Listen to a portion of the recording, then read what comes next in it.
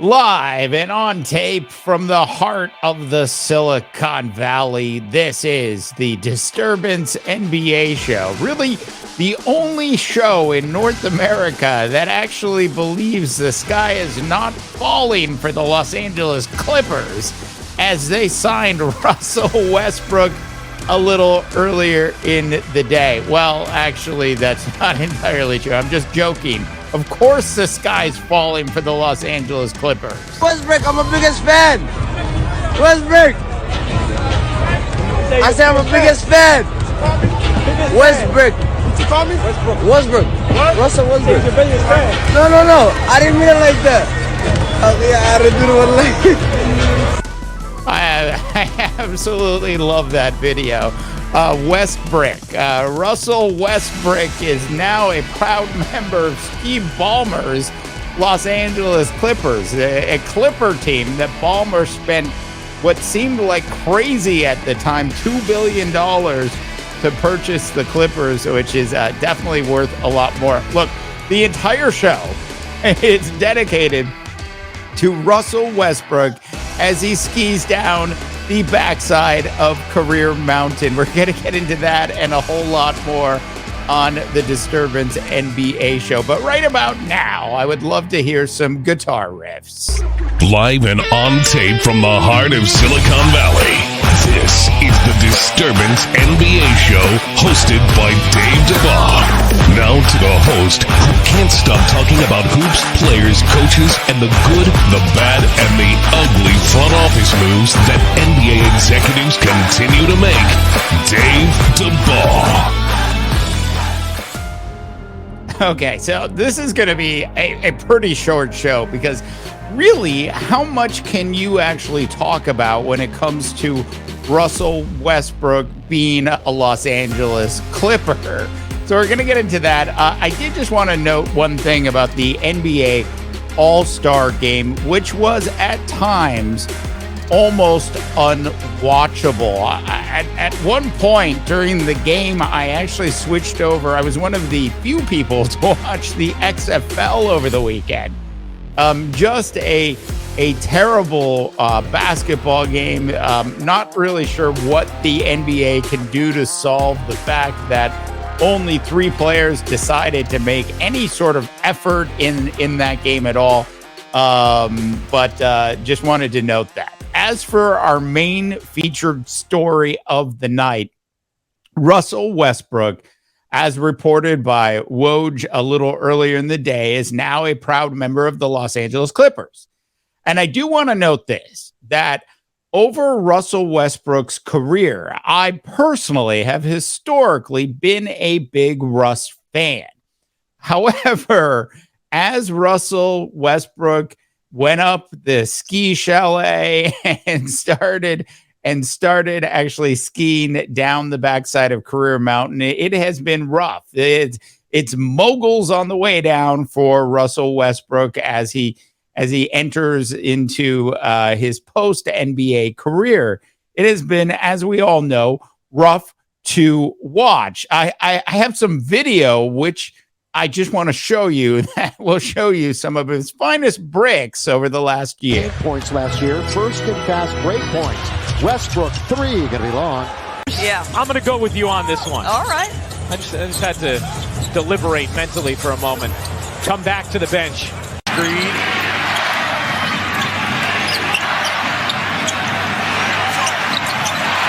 Little short, comes off to Murray. To spend a lot of time together during this long and winding itinerant road trip as Westbrook tried to revive the ball, bring it back to life on the dribble. Literally, Westbrook is trying to give CPR to the basketball to get that ball up and bouncing again.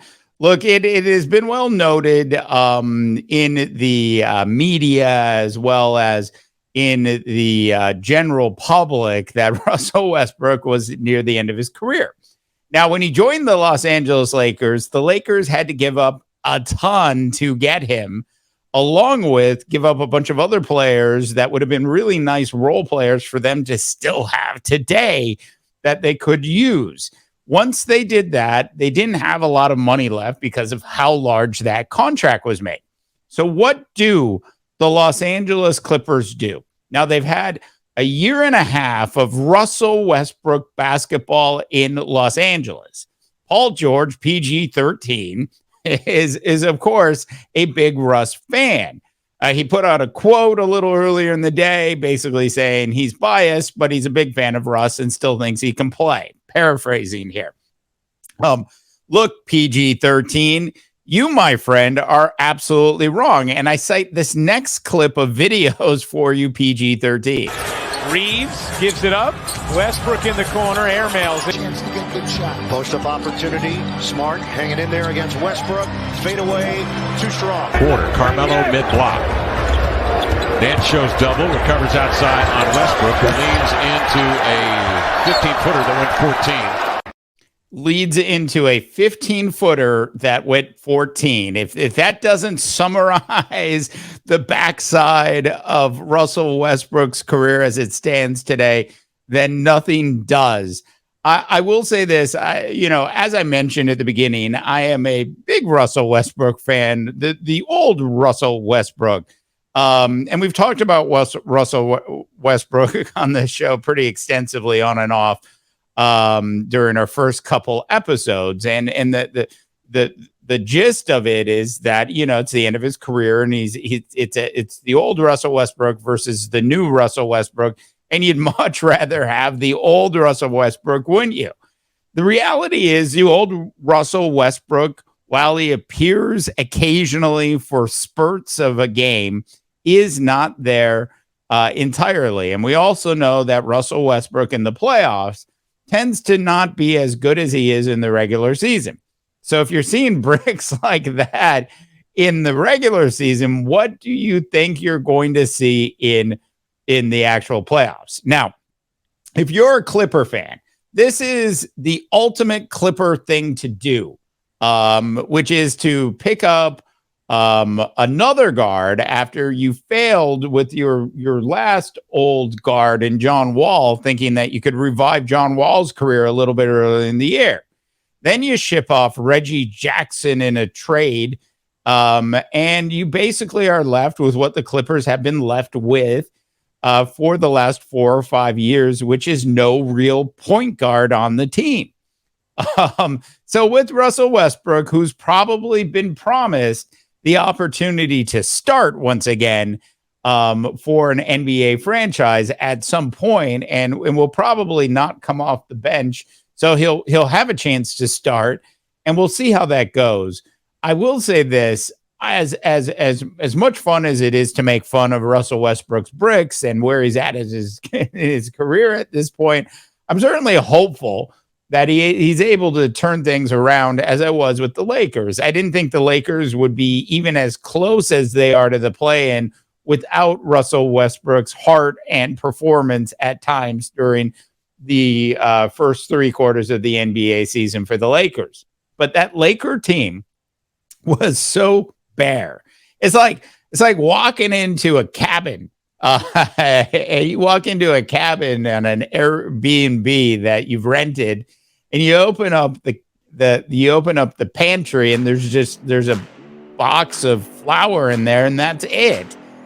That's where Russell Westbrook is at this point in his career. Now, do I think he can work with Paul George? Do I think he can pass the ball to Kawhi Leonard successfully most of the time? Do I think he'll be good at times for the Clippers? Yes. Do I think they're going to get the old Russell Westbrook? And that is the point here.